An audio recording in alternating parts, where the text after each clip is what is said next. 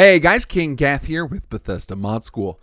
In this lesson, I'm going to show you how to do speech checks, and in particular, we're going to go into speech checks that cascade into additional speech checks, where you've seen where it starts out as a yellow, then it goes to orange, then it goes to red. So I'm going to show you guys how to set that up. In typical fashion, we're going to do it regarding caps because there's lots of lines like that from the player, but you don't have to do this with that particular method. You could use the speech checks for whatever you want. If you want to get it for more information, and the same thing with the depth. You can have the levels go over time. You don't even have to use all of these levels at once in a single set of actions, but I'm going to do it that way just because that's something common we've seen in the game, and I'll talk you through other ways you can do this as we go, because just like the previous dialogue tutorial or lesson, there are a million ways to do these types of things, but speech checks are one of those things that are a little bit convoluted in how you actually do them, and so I thought this was an important topic to cover and kind of dispel some of the mystery around it so that you can use it in more creative ways, because you'll see that Bethesda does it one way, but that's not the only way to do it. So we're going to start by doing it the Bethesda way, and then I'll show you how I've done it in the past so that we can get a little more versatility out of it. So the first thing we're going to need is to change, and by the way, we're using the quest from Dialogue 106 and the combined questing and dialogue tutorial. So we're just reusing this one from Dialogue 106, and we're going to repurpose this. Just again, I'm going to probably do this a lot for the sake, of not having to go back to the well of player dialogue, because that takes a lot of time. And so this is just going to be to expedite things. But obviously, if you haven't followed along with this, it's not a big deal. You can take the steps I'm showing you and integrate it with whatever you're doing. I'm presuming at this point, if you made it this far into Mod School, you can extrapolate without having these exact things to copy from.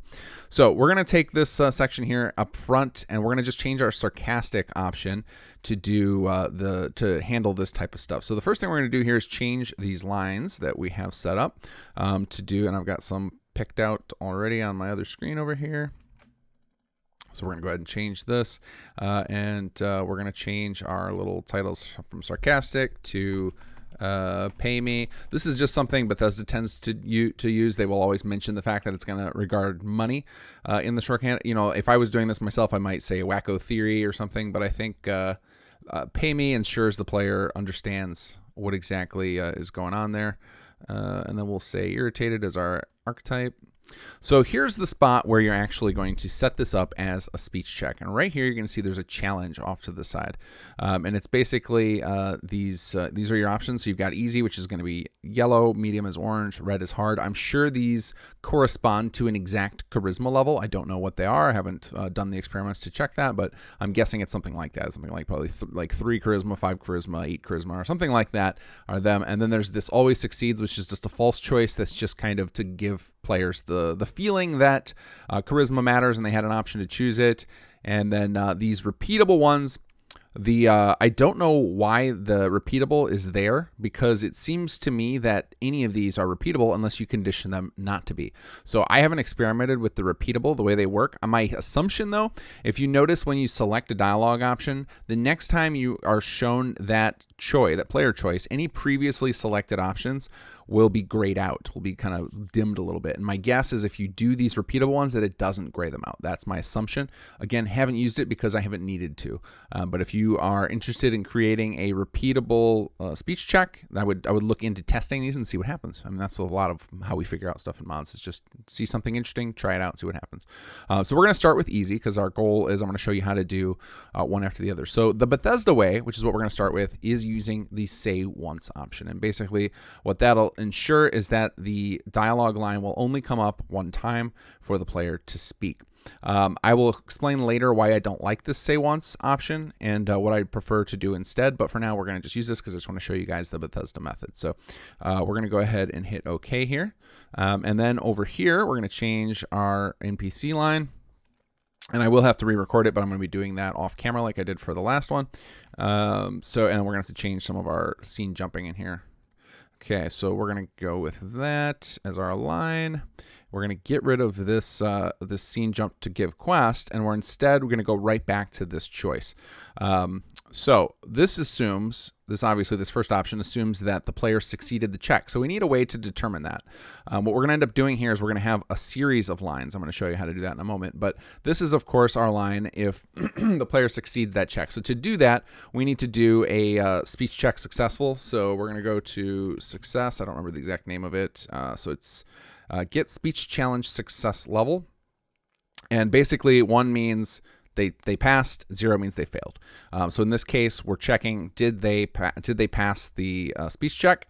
And it's 1, so yes, they did. And this is one of those things where I find it very unintuitive, is that there's nothing that this is pointing to. You don't have to tell it which line you're talking about. It just always happens to be referring to, whenever this condition is run, it's referring to the last line the player spoke that had a challenge set. So again, that's something that's very unintuitive to me, because everything else in the creation kit tends to be very explicit. You have to point it at different things. So this is one of those things, to me, just feels a little unintuitive from the way they've designed everything else. And we are going to start seeing an end there, because we do want them to finish saying the whole line before it jumps back to that player choice 1 again. If you don't understand this phase stuff, go back. It means you probably skipped to the last dialogue tutorial, so go back and watch 106, and you'll see what this does for scene jumping and how you can go back to old phases and whatnot. Okay, in addition, we're also going to check say once on this, because our plan here is to do multiple levels deep of this. We want the player to be able to continue to ask for more money. So we're going to check say once on this as well. And again, I will show you how to do this in a different way after we go through and set this up. Okay, so the next thing we are going to do here is come up with our next line, and this is going to be the secondary step after the NPC offers the 200 caps. We've excuse me, we have passed the first speech checks. Now we're going to do our second one. So this one, we will do, what's a good, Sinister Smile. That seems right. Okay. And then on here, we're going to choose our challenge to be medium. And once again, we're going to do say once, because our plan is to do this 3 times. So we want to have the hard challenge come up next. Okay. And then next here, this is going to be, and this is one of the ones, again, it gets kind of weird. We're going to actually do a copy here just to set this up a little faster. But basically, once again, we want the get speech challenge successful level, because it's just whatever the next one or the previous one that was spoken is. So we know that if this line comes up, and this is due to the order of things, and I've talked about this in previous videos in the dialogue topic, is that the order that these appear, and whenever you have multiple lines set up, it determines which one will fire first. Well, normally you'd look at this and you'd think like, okay, how does it possibly know which one to speak? Well, it's just going to go top down, and since the top one has say once checked in, it's not going to speak that again. Same thing can be said on this side. So we're relying on the top down. And again, this is something I don't like, because it doesn't feel explicit. This feels very wonky and like it's just working by luck. So the way I tend to do it is a little more explicit. So if you don't like this either, don't worry, I'm going to show you a different way to do this. Okay, so then I've got my second line here. We'll go ahead and paste this in. Okay. And once again, we're leaving say once checked in, because we're going to do this a 3rd time. Now, before we go and do the 3rd time, I do want to set up one other thing, because I'm sure some of you guys are thinking about this, is like, what happens if they fail the check? And this is one where you can do this multiple ways. So in theory, you could set up multiple different lines each time. So maybe there's a failure, one line that fails if they fail the first time, a different line if they fail the second time. What Bethesda tends to do is they have just one generic line no matter when you fail, and that's how they set it up. And we're going to set that up now. I'm just going to skip ahead there just so that anybody who's wondering how is this working can understand that. So basically, they would just have one general line that fills in all of these, and that's kind of how you have to do it with the way Bethesda tends to set it up, because they're conditions and they don't really necessarily record anything in a useful way. What they tend to do to record how far down this chain you made it is they will set a variable on a script, which I find to be unnecessarily complex. Like, it's just adding extra stuff you got to keep track of. So the method, when I show you my other method, we'll have another way to do this, and it'll make it easier for you to have different lines each time that they fail. But basically what we're relying on here, so we're going to go, angry as our face. We're gonna hit OK. So right here, what we're gonna do here is we're not gonna set a condition, and we're not gonna set say once. And so basically, we've got this down at the bottom, and what's gonna happen is our dialog tree, the way it works, it's gonna go from the top down. It's going to look at this first one. It's gonna say that fails, because so that we're talking about the line where they did a speech, they chose a line that was a speech check, it failed, and so then this get speech challenge successful is going to evaluate to 0, not 1, which means this one will fail, then this one will fail, then when we add our third one, it will fail, and then it's going to just default to this one because it's assuming all the conditions of the previous ones failed. So this ends up being our default one. Excuse me. And then we can go ahead and go back to PC1 and let the player choose a different option if we want, or we could choose end running scene there, which is what you'll see a lot of them do when you do this. Like, for example, Trash Can Carla, when you walk up to her the first time, you have an option to rob her, and if you fail that, she just blocks you and doesn't want to talk to you anymore, and so she just ends the scene after she says. So that's one way you could approach it. We're going to just go back and just let the player choose something else. All right, so that is what we're doing if the player fails, but let's go ahead and inject that third option, the hard option, and I'm going to go ahead and do this copying once again just to save a little bit of time and clicks, and we'll grab this last option here. Really 500 caps, that's it. And there we go. Okay, and actually I just thought about one other thing we're going to want to add in here. So because if the player failed this first speech check, we don't want them to be able to ask the higher one. So we're actually going to put the same condition here. And again, I hate this. It feels very unexplicit to say, like, okay, the get speech challenge successful is only if it passed, but how does it know which one you're talking about? Because now an NPC will have spoken in between. This is what Bethesda normally does. I don't like it at all. But if you guys were to go in and dig into their stuff, this is what you would find. So this is basically like, did the last one pass? And since both of these have the same conditions, it's just going to go top down. Let's see. So that's 1, 2, 3, and then 1, 2. So we need to inject the next one right here. So we'll just copy this guy, and it should pop in right between. Another thing I don't love about this screen is how small this part is here when you're trying to set these up. All right, so we're going to go ahead and inject this guy right in here. And then once again, this is for our pass, or they succeeded at this challenge. And we've got say once. Good. Okay. All right, so this is all set up here now. Right now, this isn't going to actually give any caps, and we haven't recorded the information about how many times the player succeeds. And so the way Bethesda would normally do this is they would run a little script, and they would have some script on the main quest itself, and it would have some variable set on it. So the variable will be something like using like thinking of Drumlin Diner. I believe the variable is called B Wolfgang reward, and they basically just increment that number each time the player succeeds, and then when the quest ends, it just checks what that number is and uses that to determine how many caps. So that's one way you could do it. I am going to show you a different way, because I find that if we can avoid getting scripts involved, it makes it simpler for you guys to do who aren't scripters. It means less stuff you got to manage, and we could take advantage of things that are already built in to the quest system. So we can avoid that. The same method I'm going to show you is also what we can use to have better control. So we don't feel like we're relying on this, we're just capitalizing on this top-down system of the way dialogue is evaluated and these get speech challenge success levels that don't seem to point to anything particular. So what we're going to rely on instead of the way Bethesda has done this, but this would all work, assuming that you set up something to track so you can actually give the reward. Instead, what we're going to do here is set up quest stages.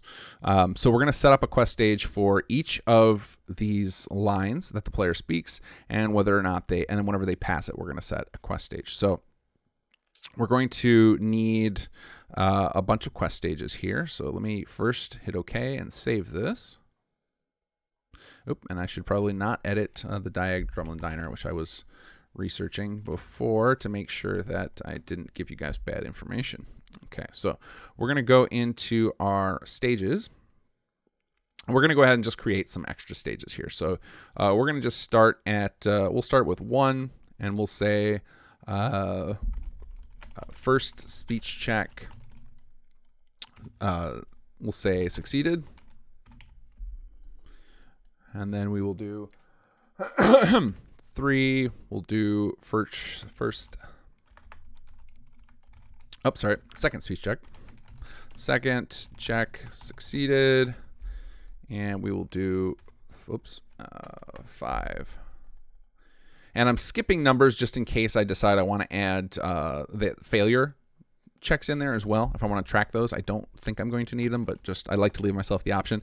In general, I tend to do that just out of habit when I'm setting up quest indexes, is I will skip stages just for the sake of making sure I have room to stick stuff in between if I need to.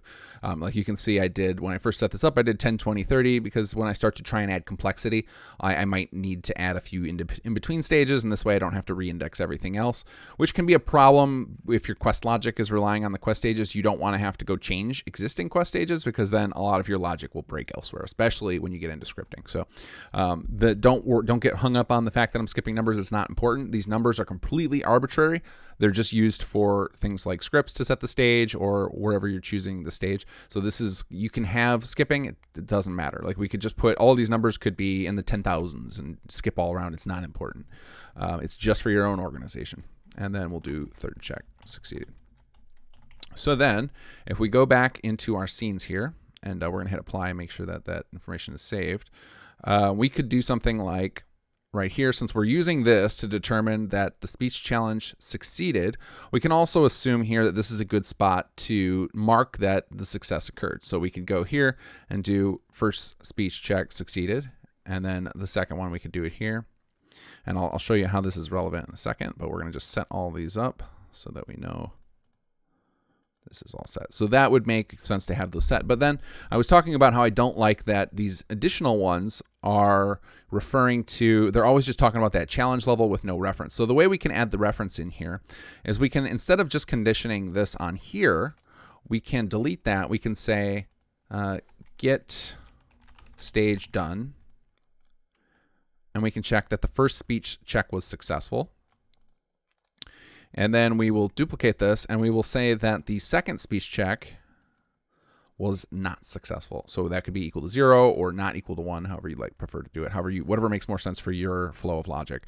But now what we're saying is, okay, once the player has successfully completed that speech check, but they haven't yet completed this one, this is the option that will show up.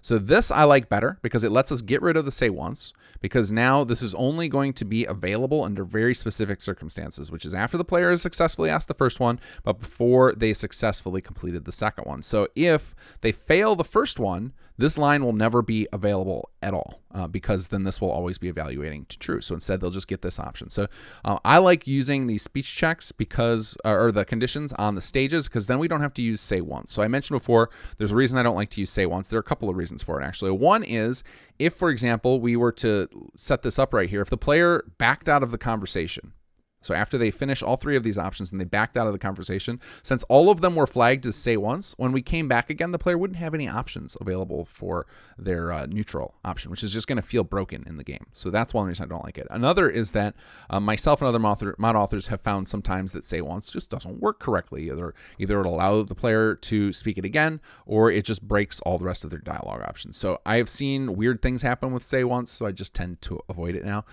And I don't like that it's not explicit in what exactly is going on here. So for then this first option, because we don't want it to keep showing up, and I don't want to use get stage done, or I'm sorry, I don't want to use say once, we basically just say as long as this hasn't happened yet, so as long as they haven't successfully shown passed the first check, then we want this line to show up. So then again, we come down to, I'm going to go grab this one and just copy these conditions and alter them. This is another little time saver, but let's get rid of these say once things. Come in here, paste these conditions, but then we'll change them. So in this case, we only want the third line to show up if the second speech check has succeeded, but we don't want it to show up if the third one. But in this case, we're actually going to delete this, and we'll let the player say that over and over again, because that lets us not have to come up with another line. Because just like I mentioned before, if you had say once checked on those and the player spoke all these options, then they would have no lines available. Well, the same thing would have happened if we were to leave that other option that I mentioned of the equals 0. If we had set an option, so let's just duplicate that so I can show you guys what I'm talking about. If we had set this up, third check succeeded equals 0.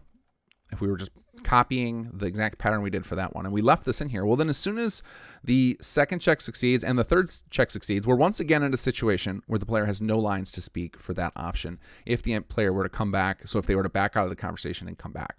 Now, for small quests or small conversations, it's not that big a deal because it's highly unlikely that the player's going to come back or back out of the conversation in the first place. But when you start getting into more complex scenes, that can be a common thing where you might just, maybe the player's getting bored, or they get to a point in the dialogue and they're like, wait a second, I want to do something else. Or maybe they see a charisma check, they know they're going to pass. They're like, I want to back out and pop some mentats, things like that. So I tend to just have gotten myself in the habit of just making sure there's never a hole in a dialogue tree. And I think that that's just an easy way so that I don't have to think about that in the future. I just know that's just like a good pattern to follow here.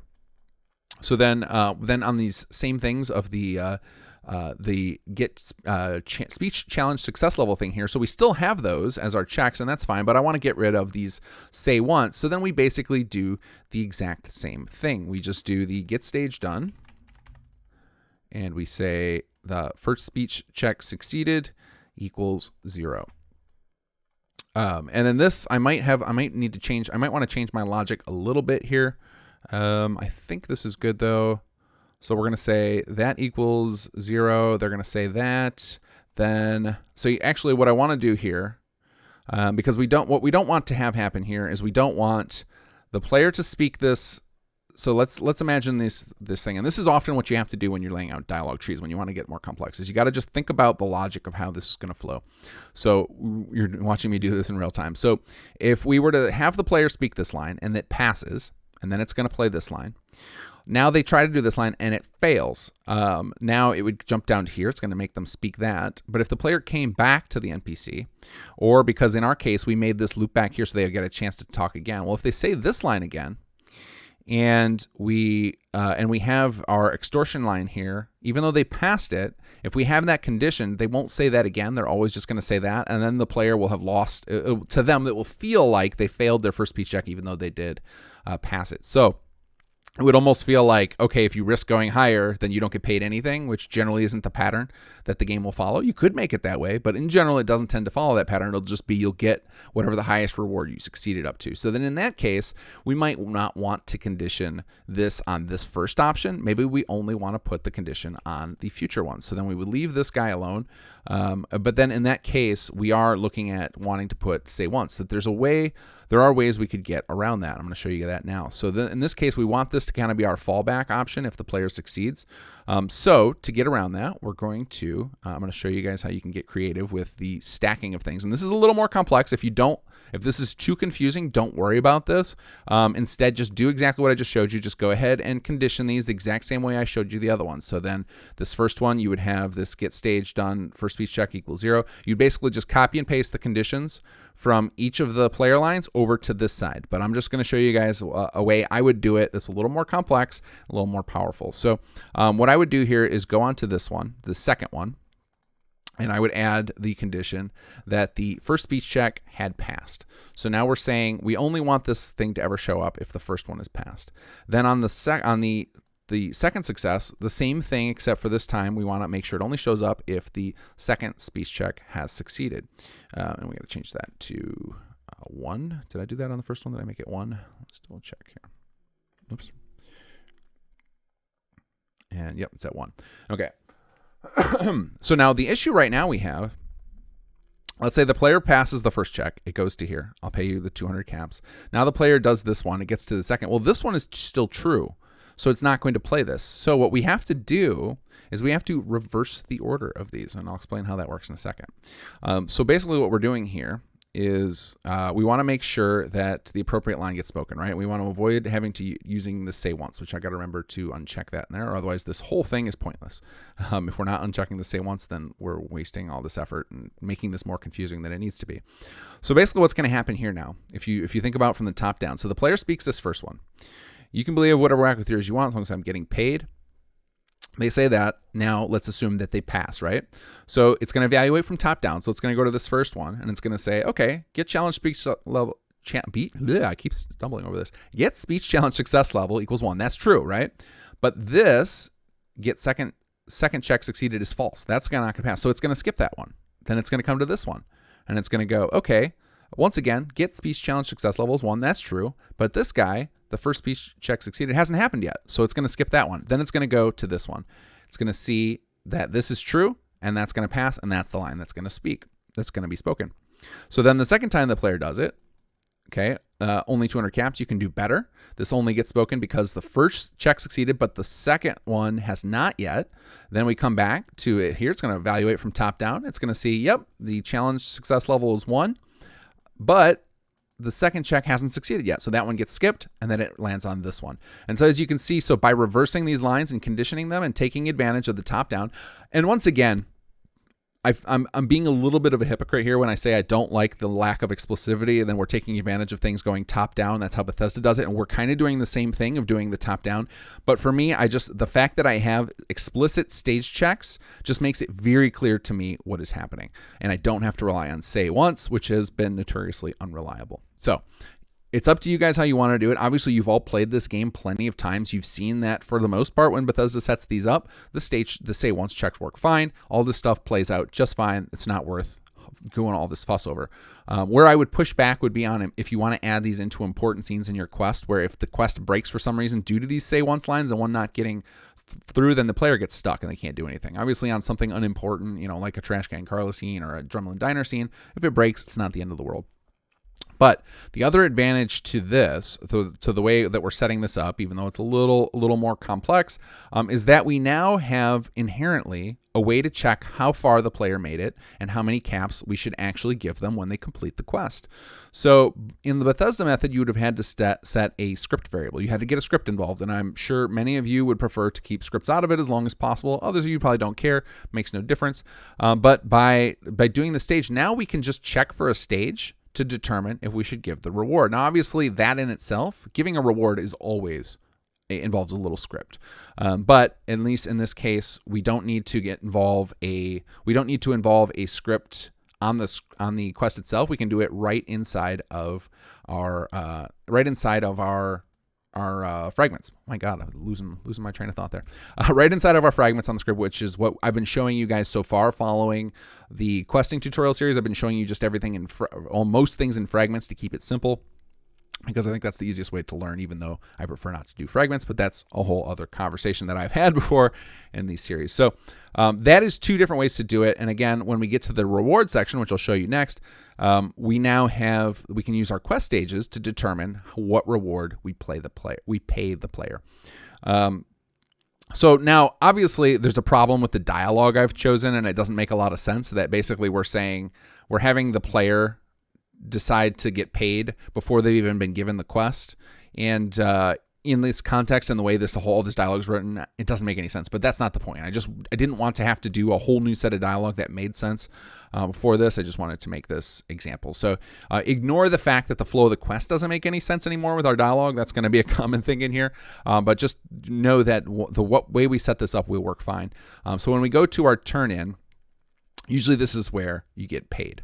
So to keep that simple here, we are basically going to set up. So it's going to, as soon as they turn this in, it's going to go to stage 30, quest end, stage 30. So we're going to go to our stage 30 here, player returns to Gath, and we're just going to insert above in our fragment, we're going to set up how the player gets paid.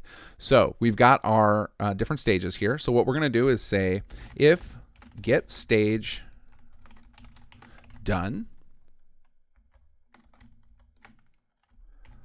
5 equals, I'm sorry, we don't need to do anything equals. Else if get stage done 3, else if get stage done 1.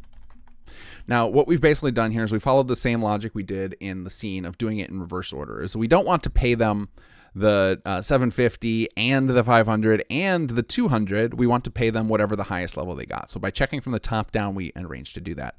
So then we would basically do, for these lines to give them a reward, it would be game.getPlayer.addItem.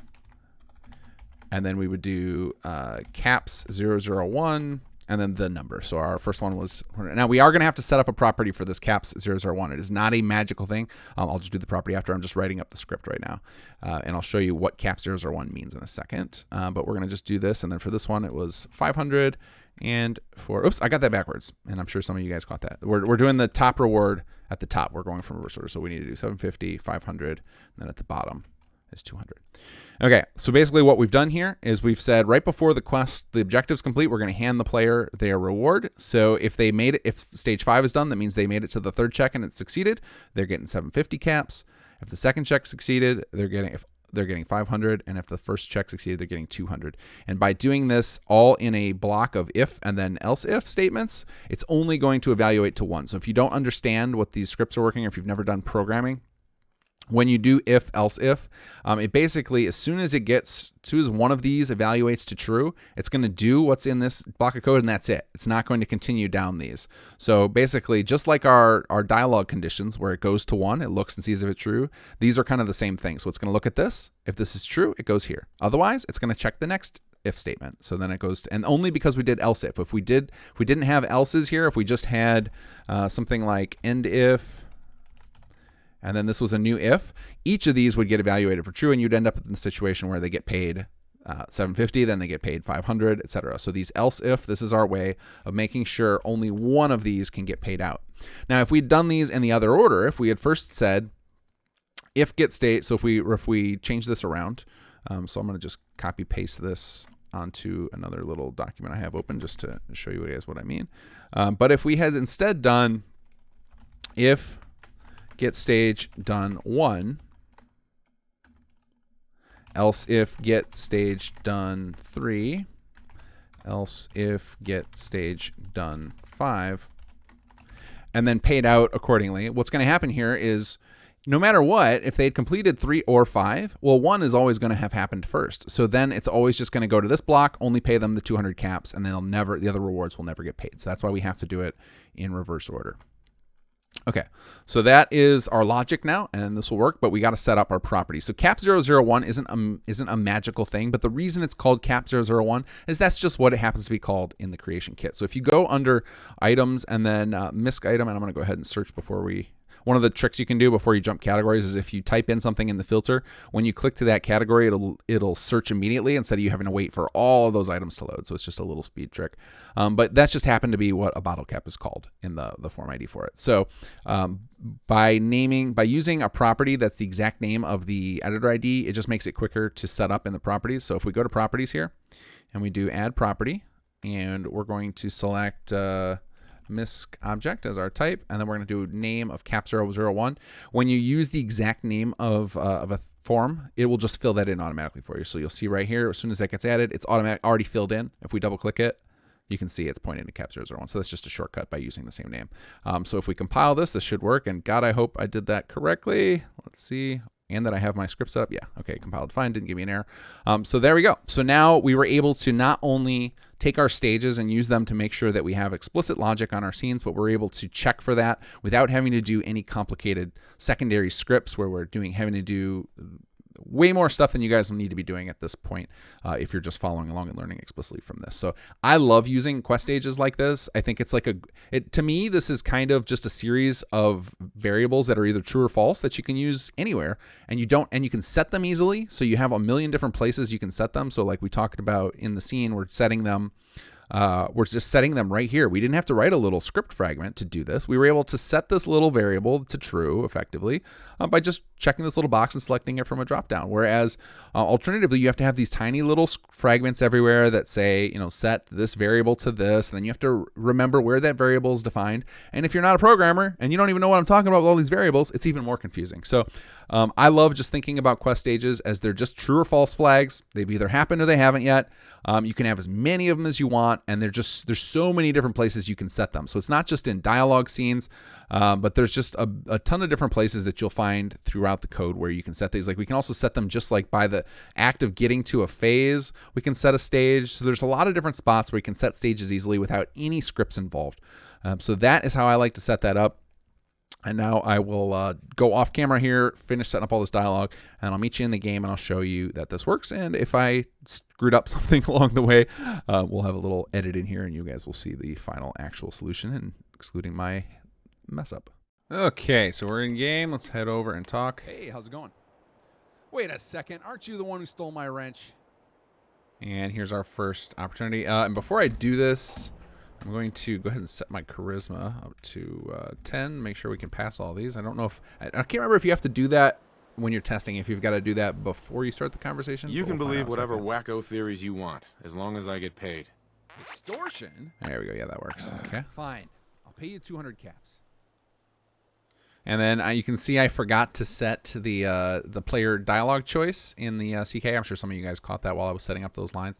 And that's what it'll show if you don't set the top line. Let me tab over to the creation kit here so I can remind you guys what I'm talking about here. But if we look in the quest, now I have set these off camera, but I left it in for this part because I realized it would be good to show you guys what happens when you forget that. But this little section up here, these more money and more, I put those in after I recorded that part of the video, so they weren't in. I'm sure some of you guys saw that I didn't do it. But that is this section right here, the prompt. If you fail to fill in the prompt, then it will just show positive for that one, negative for that one, neutral for that one, and question for that one. It just shows that word instead if you forget. So don't forget those. But you can see it changed color to the kind of orange. You can do better. It's a wrench, not a laser pistol. God, fine, 500 caps. And you can see he is Really? correctly 500 responding caps? with the appropriate things. Jeez, you really know how much this tool means to me. 750, not a cap more. Okay, You're and then I'm right. just going to proceed with the I'm quest. Well, that's all right. Can I have it back? I know how you can make this work. And as you can see, even that doesn't make any sense. We talked about this in the previous video. I've given up on trying to make all of it make sense for the sake of each of these tutorials, since we're just adding a little bit on each one and going back through all the player dialogue and writing a whole new quest. It's just going to drive me nuts. So I'm going to skip ahead on the quest here. So I'm going to add myself a pipe wrench. Oops, what am I doing? I can't add the word pipe wrench. I need the actual form ID, which I happen to look up. And then we're going to skip the quest to stage 20 so I don't have to go pick up the wrench. And now we should be able to talk to him. Oh, great, you found it. That makes two of us. Mine was in my toolbox all along. And there's our bottle caps, and then the quest completes. So as you can see, using the quest stages like that is an awesome way to keep track, and then we can use that information anywhere without having to worry about special scripts with special variables set up that are conditioned and everything. And there's another way to do that with conditioned variables, and I'm sure I will get to showing you that in the future, because there are instances where quest stages don't make any sense, especially for repeatable type things. An example I can think of that I've done myself is if you guys have played Conquer, if you've played through Jammer's quest line at all, and you know that Jammer has the ability to offer you the raids, or from a version or something you guys maybe have seen if you didn't play through Conquer, would be the RuinedWorld raiding system that you access through Shank. Is that each time you do it, each time you go through and set that up, if there's some sort of information, you select an option, or there's a failure that happens in the background, you need a variable that can change on the fly. Whereas quest stages, when we're using the get stage done, they're always either true or false. So you got to be careful. Sometimes they're not the perfect tool for the job. But in the case of something like this, it works great. I love using quest stages for this. Is anytime I just need to know that an event happened, quest stage. That's where I go to. But if an event can happen and then later can be not true anymore, in the case of something repeatable, like the Shank or Jammer systems, then that's not the best method. And then quest variables are your best method. And again, we'll get into that when I tie more scripting and quest type stuff all together. I'm sure there will be lots more combo tutorials in the future where I combine several lesson tracks together, and you'll have to go through quite a bit more. But I'm trying to keep those few and far between because I'd rather give as many people as possible the foundational knowledge in these independent series that people can learn from. So if you're looking for more information on how you would do the variables, I would highly recommend you check out the Drumlin Diner quest and look at how that is all set up in its dialogue and its quest, because that does exactly that. It has a variable that it tracks, and you'll be able to see how you could set that up yourself. And otherwise, guys, as always, definitely leave your comments about things you'd like to see. I've got quite a list going from people who've commented in the past about future tutorial videos, and I will add those to my long-term list to cover.